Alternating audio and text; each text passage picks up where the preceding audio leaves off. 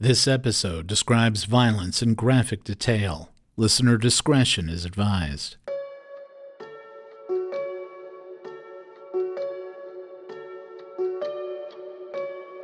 Okay, date is 12/28 of 1987. We're at the Ronald Gene Simmons residence, which is located on the north side of Broomfield Road. That was Ray Caldwell of the Pope County Sheriff's Office at the start of a video shot by crime scene investigators who had responded to the home he described.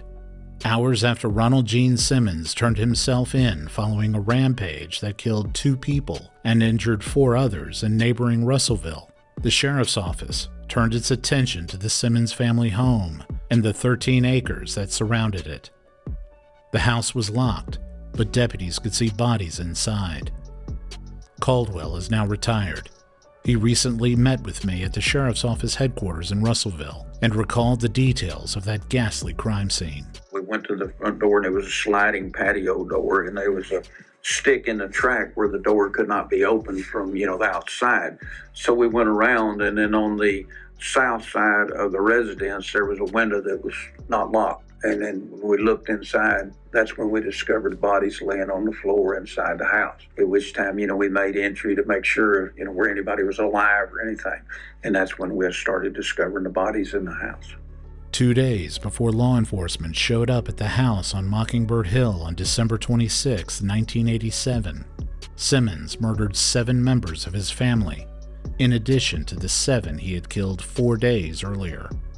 So there were 14 total victims on that property. The victims that the sheriff's office first saw lying on the floor that night were among those who were killed December 26th. They had shown up at Mockingbird Hill that day without knowing they were coming there to be executed. Just like the victims before them, the adults were fatally shot, and the children, 2 of whom were 1 year old, were strangled. We had a lot of small children there, and it gets to you. It gets to you. I've done it for 39 years. It bothers you. Presented by the Arkansas Democrat-Gazette, you're listening to The Devil of Pope County, America's worst family massacre.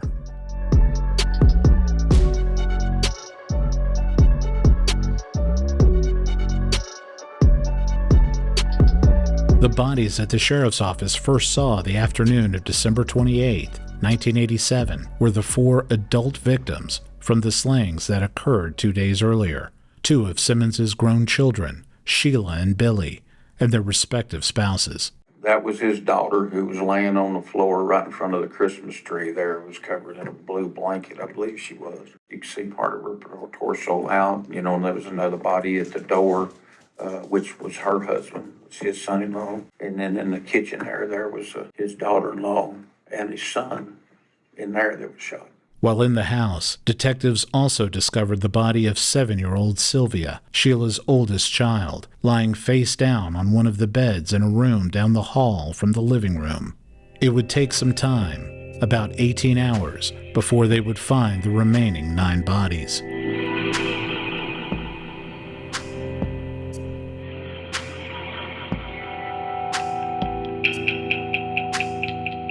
December 26th, the day Ronald Gene Simmons waited for the rest of his family to show up at the house, was a Saturday. Billy and his wife, Renata, and Sheila and her husband, Dennis, were feeling anxious about their visit to Mockingbird Hill. That was not unusual. They always had anxiety about seeing their father, but this visit felt different. They knew they had made progress with their mother, and that her decision to leave their father was inevitably going to happen. They weren't sure when, but they could sense it was going to be soon. They could tell by the letters she had written to them. They were hoping their father did not suspect anything. Billy and Renata lived about 2.5 hours away in Fordyce. The couple, along with their 1-year-old son, Trey, arrived at Mockingbird Hill first. His son and daughter and their small baby came. And they were sitting evidently at the kitchen table from what it looked like, because the table was turned over and the chairs were turned over. She was back against the north wall, and he shot her several times. You could tell she was fighting on the ground because she had blood smears all over her hand and in her face and stuff where she was fighting, just trying to stay alive when she shot. And her husband was on the side right there on the floor, and he had been shot. Billy was shot twice, once in the right cheek and again in his skull, just above his right ear. The muzzle of the gun was about 1 foot away from Billy's head when he was shot, according to the medical examiner's report. When his body was discovered, Billy was found lying face up in the dining room of the house, and his body had been covered with a winter coat. Renata was shot a total of 7 times in the head and neck. As Ray Caldwell mentioned, she fought to survive, possibly because she saw Simmons shoot her husband first and immediately knew that she and her son were in grave danger. After those 9 total shots were fired into Trey's parents, Simmons turned his attention to the petrified 1-year-old boy. He used a nylon fishing line to kill him and relied again on that barrel of water to ensure that the child was no longer breathing. Now all Simmons had to do was wait. Sheila and her husband and 2 children were expected to show up at any minute.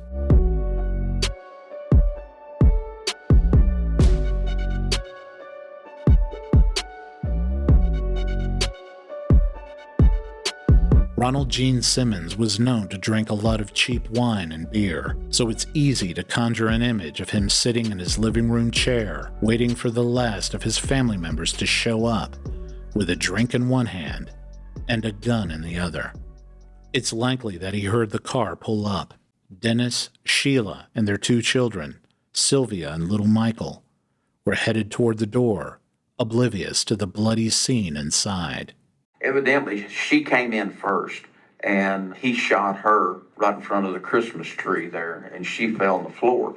And then when he went to the door, and I guess when his son-in-law come through the door, he shot him in the head right there, and he fell right at the door. It isn't known whether Sheila noticed the bodies of her brother and sister-in-law before she was killed. Moments after she entered the house, Simmons opened fire and shot Sheila 6 times in the head. Sheila's children, Sylvia and Michael, entered the house the same time as their mother did. It's possible that Michael was in his mother's arms when she was shot. Dennis heard the shots and ran inside. The injuries on Dennis indicate there was a fight before he was killed. He had lacerations on his face and hands, according to the autopsy report. Dennis was shot only 1 time, at close range, on the left side of his face. The bullet entered his brain, and he died instantly. Sylvia had run into one of the bedrooms to hide. Simmons found her, pinned her arms down with his knees, wrapped a cord around her neck, and strangled her. Simmons grabbed Michael, who was on the floor, likely in the living room, and strangled him. Michael's head was dunked in that barrel of water. His body was still wet when the medical examiner performed the autopsy on him days later.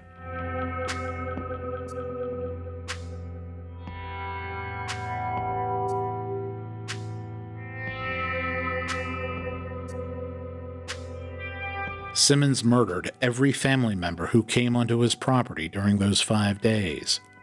The bodies of Michael and Trey would eventually be stuffed inside black trash bags and placed inside the trunks of 2 sedans parked on the property, a short distance from the pit where their aunts, uncles, and grandmother were buried. The bodies that remained inside the house were covered with coats and blankets. Simmons left at one point to go to a Sears store to pick up gifts that were ordered through a catalog: children's books, a radio recorder, a hair crimping machine, and a pair of girls' watches. Later that same night, he went to a club in Russellville. He bought a couple of drinks for himself, gave a toast to Sheila, and then downed those drinks. He came home afterward and went to sleep. It was maybe 36 hours later that Simmons carried out his shooting spree in Russellville.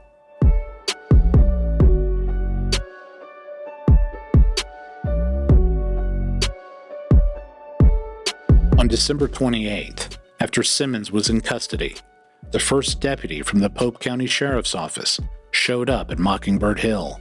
He wasn't able to get a good look inside, and with no search warrant, there was little he could do other than scan the area to find obvious signs of a crime. After he canvassed the area around the house, he got on his radio and told dispatch, quote, There's nobody here. No sign of life." End quote. Sheriff James Bolin and Lieutenant Jay Winters were at the jail trying to devise a way to get their suspect talking. Bolin, in particular, had a feeling the suspect committed more atrocities, but Simmons kept saying nothing. Simmons was so unresponsive with investigators that they wondered whether he was deaf. One of those investigators, who was with the Arkansas State Police, led him through one of the doors of the building. After they entered a room, the investigator grabbed the steel door and slammed it shut as hard as he could. There was a loud bang, and it startled Simmons, causing him to flinch. That's how the investigator knew for sure that Simmons was not deaf, just cold and distant. Bolin had learned from witnesses in Russellville that Simmons had a big family in Dover, so the sheriff feared the worst. There was no use trying to get Simmons to talk. It was clear he was not going to. So Bolin's efforts turned to obtaining search warrants for the property. But the judge who handled search warrants for Pope County was out of town that day. Bolin was not inclined to wait. He was ready to call for an emergency search, basically circumventing the search warrant process. A local criminal attorney, Robert Irwin, known around town as Doc Irwin, advised the sheriff not to do that. He told him that if he was representing Simmons, he would surely file a motion to throw out the evidence collected from the house on the basis that it was illegally seized. Bolin ignored that advice, especially considering Simmons's reaction when he was asked about the whereabouts of his family, and when it was discovered that 2 vehicles on the property did not belong to Simmons or his wife. Bolin suspected that a lot of people were in that house, and if there was any chance of at least one of them being alive, that was the probable cause he needed to get inside without having to wait for a warrant. Besides, those who peeked through the unlocked window saw bodies. There was no reason to wait after that. As it turned out, Doc Irwin did wind up serving as Simmons's court-appointed attorney. As promised, he filed that motion in court. The judge presiding over the case later would reject Irwin's argument, much the way Bolin did. By late afternoon, December 28th, sheriff's deputies entered the house through that unlocked window. The first thing detectives saw was Sheila's body near the Christmas tree. As one of the detectives headed toward the sliding glass door to unlock it from the living room side, he walked over Dennis's body. He turned to his left and saw Billy and Renata lying near the kitchen table. The broomstick was removed. The sliding door was opened, and one of the crime scene investigators held the video camera, which was lent to the sheriff's office by the Arkansas State Police. The camera operator followed Ray Caldwell as he entered every room of the house. Just before the sun went down, the bodies found inside the house were removed, placed in body bags, and loaded into vans. They were driven away. The bodies of Sheila, Dennis, Billy, Renata, and Sylvia. During the course of the day, detectives combed every square inch of the house, looking for clues as to the whereabouts of the other family members. During the search, they found wrapped gifts, stuffed animals, and dolls, all of which were intended to be given to the children on Christmas morning. The names on several of the gifts are wrote, addressed to the children of the family. The last room of the house they checked was Ronald Gene Simmons's bedroom. The door was locked, so it had to be kicked in. Sheriff Bolin was the one who kicked the door open. They expected more carnage inside, but that's not what they found. What they did see still shocked them. Inside that room was the only air conditioning unit in the entire house. There were shelves filled with books, and there was another section of the wall covered by a curtain. When it was pulled back, the investigators found shelves of imported beer and gourmet food, including canned oysters. One of the investigators would later tell the media that it looked like the wall of a delicatessen. Every luxury item that Simmons owned, he hoarded. Ray told me that by the end of the day on December 28, 1987, several children, as well as Simmons's wife, Becky, were still unaccounted for, and he and the other deputies at the scene figured they were probably all deceased. The blood spatter on the walls particularly in the room where little Jean was shot, indicated that many more family members were the victims of violence. Detectives figured the bodies were somewhere on the property, but they did not know where. The search would resume the following morning.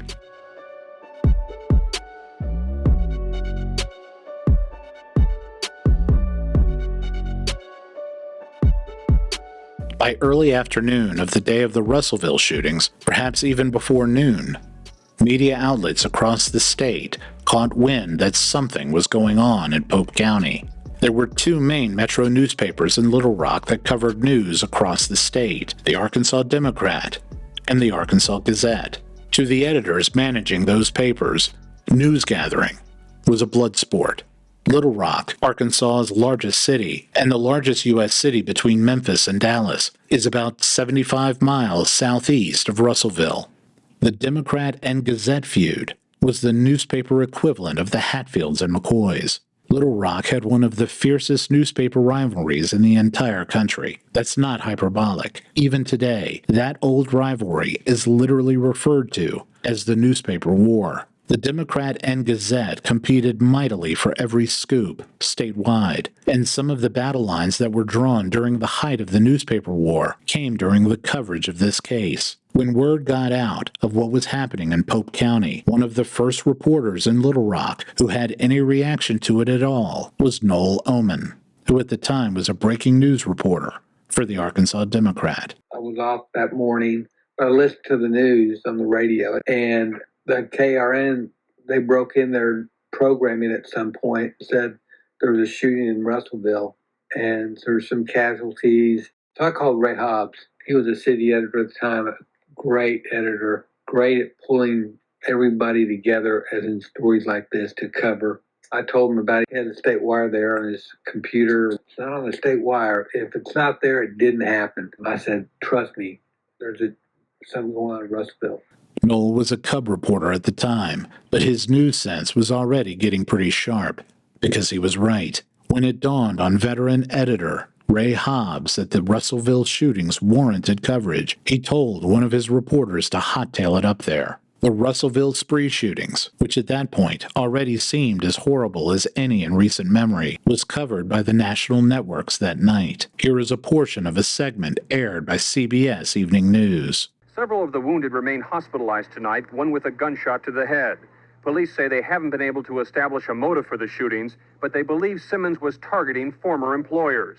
Tonight, police say Simmons is refusing to speak. Sometime late that afternoon, word began trickling in about the discoveries of the suspect's home. It became clear that the Democrats' coverage in Pope County that day could not be handled by just one person, so Noel was called into action to provide some backup. At some point, they called me back. It was probably Ray, and said, I think they're going to find some more bodies at the guy's house.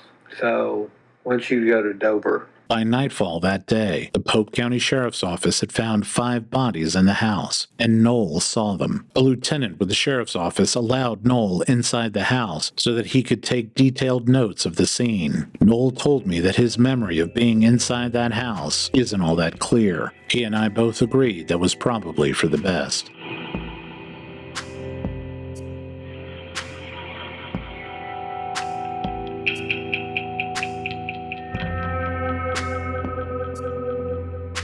The following morning was a busy one. Not only were detectives scouring the property on Broomfield Road, but the suspect himself was scheduled to appear before a judge for a probable cause hearing. John Patterson was the appointed judge. Simmons, the defendant, would not answer questions. He would not even nod or shake his head. A frustrated judge finally appointed Doc Irwin and another local attorney, John Harris, to represent Simmons. Back at Mockingbird Hill, the first thing detectives searched was a pond on the property. It was while deputies were searching there that one of the detectives, either from the boat or from the edge of the pond, noticed some sheet metal lying on the ground near the woods. When detectives got closer to it, they started smelling kerosene. The crew put on gloves, removed the sheet metal, and started digging. One detective spotted a strip of barbed wire and followed it along. The barbed wire was hung up on something. It was a body. The barbed wire was piled in the grave so thick that detectives needed a towing winch cable attached to a four-wheel drive vehicle to pull the wire up and out of the grave.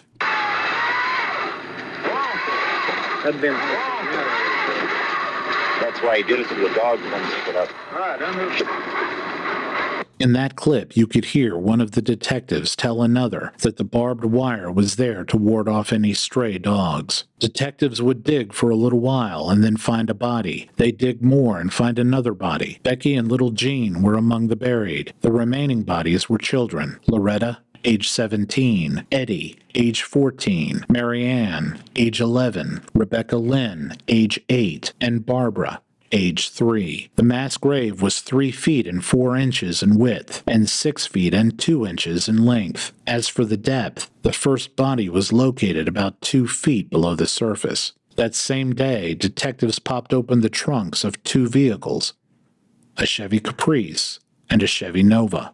They were parked on the property, about 100 yards from the gravesite. That's where they found the bodies of toddlers Trey Simmons and Michael McNulty. Their bodies were found inside trash bags in separate trunks. You can hear a distressed Ray Caldwell describe what he found inside the first trash bag he had cut open with a pocket knife.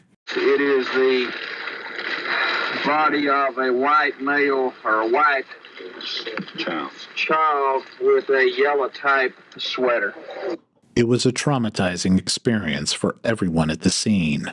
Ray told me that he learned early in his career never to drink after a stressful day. He realized that had he picked up a bottle right after digging up those bodies 36 years ago, he might never have learned to put it down.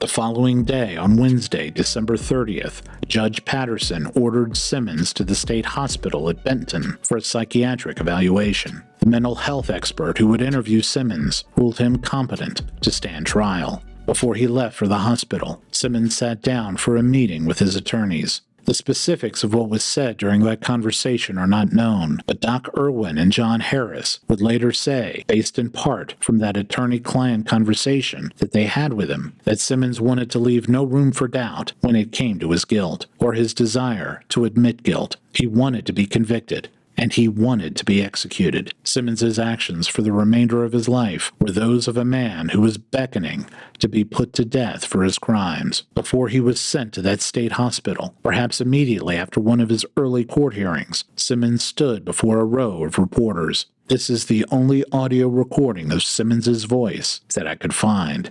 Will you ever tell us why? Well, I'm not going to comment on that. You're leaving the door open, but not closing the door on it. You can make your own judgment on that. Ronald Gene Simmons did wind up talking to someone. One day, while housed in the state hospital for his mental health evaluation, Simmons was captivated by someone he saw on a small television screen. The channel was on THV-11, Little Rock's CBS affiliate. One of the anchors for the station's evening news was Ann Jansen. Whatever Simmons saw in Ann's eyes that evening, or whether it was something else about her face, it prompted him to pen her a letter. It took Ann by surprise, to say the least. Completely out of the blue. Completely. I was an anchor then, so my reporting was really limited to, specials or, during ratings books or something like that. But I still reported, but not as much as I did when I was a full-time reporter, obviously, because I had 2 newscasts. So yeah, I had absolutely no clue.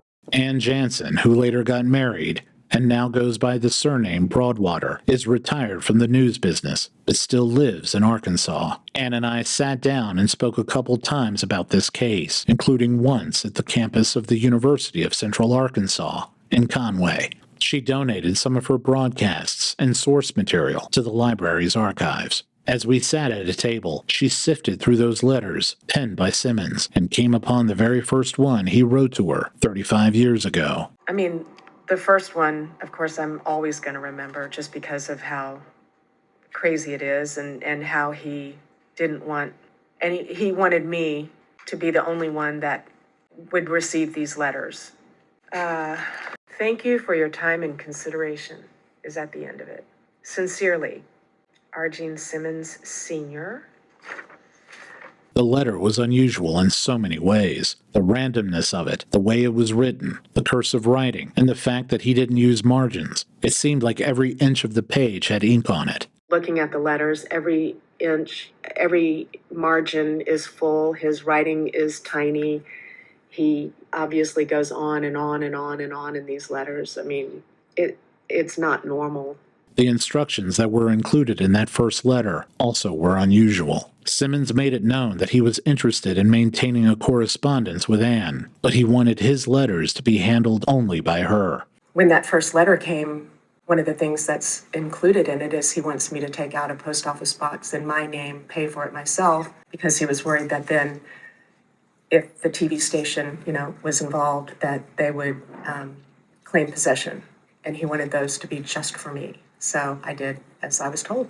With her station's approval, Anne opened that P.O. box, and for the better part of 2 years, she kept checking that box located inside the federal courthouse in downtown Little Rock, mostly every day. I asked Anne during one of our interviews to read a short portion of that first letter. Ms. Ann Jansen, I have tried to anticipate some of the various situations that might develop as a result of this letter.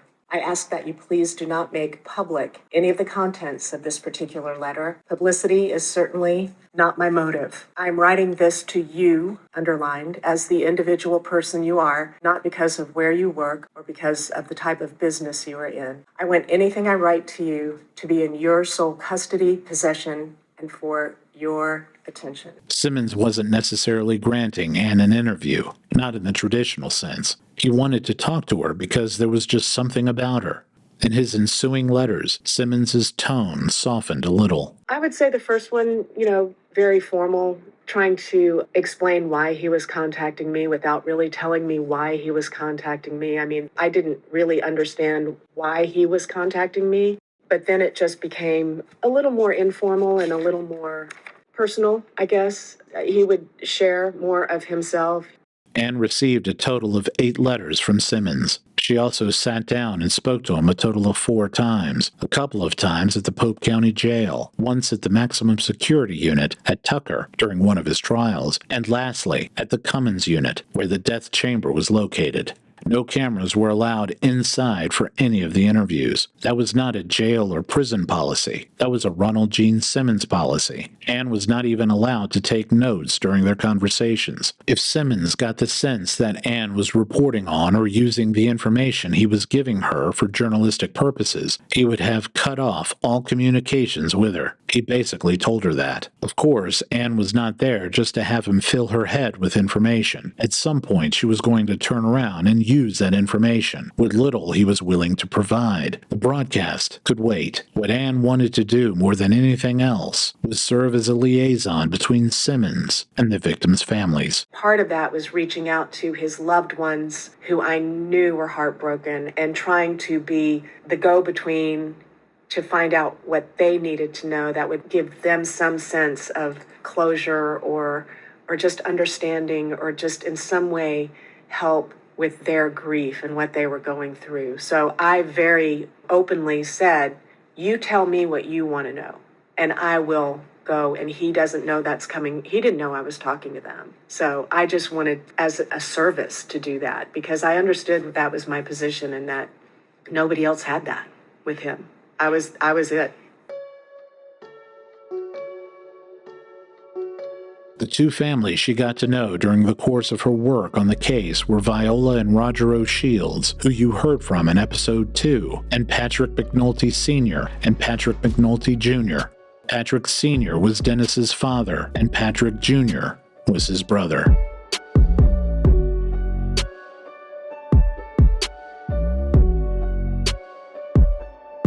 From the first few minutes of the first conversation Anne had with Simmons, she noticed his extreme level of paranoia. If there was anything that wasn't bolted down in the room, whether it was a light bulb overhead or a switch on the wall, he assumed there was a type of listening device inside of it. There was something ironic about that because he was always the one who wanted to have his eyes on everything. Simmons was notoriously controlling and deceptive, and perhaps that's why he assumed everyone else was too. He was the master of manipulation and was yet then always worried that others were equally so and always out, trying to get him, always around the corner, always looking at him. There was no priest, lawyer, investigator, family member, or psychiatrist that he was going to spill his guts to. Simmons did speak to a couple other journalists while behind bars, including one at the Arkansas Democrat, but Ann was unique in that he chose her specifically, and he spoke to her on the condition that she not report anything he said. But what started it all? What was it about this one news anchor that jump-started his desire to write letters, invite her to meet him, and show a willingness to be seated face-to-face with her? It wasn't until the last time he spoke to Anne that he revealed the answer. She reminded him of his oldest daughter, Sheila. Eyes. I think he said eyes. And my eyes are dark, big, dark brown eyes. Not as black as hers, but yeah, I guess... Who knows? I mean, he's in a psych hospital looking at a TV that would have bolted to the ceiling, black and white, probably. I don't know. So it may have looked different, but however he processed it, he landed on me. Yay! Those familiar with this story already are aware of that extra layer of depravity that makes this case stand out from just about any other notorious murder case, even those involving a high body count. Ronald Gene Simmons' love for his eldest daughter manifested in one very disturbing way. Coming up on The Devil of Pope County, America's worst family massacre. All the kids went on the bus, but he would drive that girl to school himself. If that's your decision, you can put the laptop down and get the hell out of the building. The Devil of Pope County is written and hosted by Tony Holt, produced by Kyle McDaniel, and presented by the Arkansas Democrat Gazette.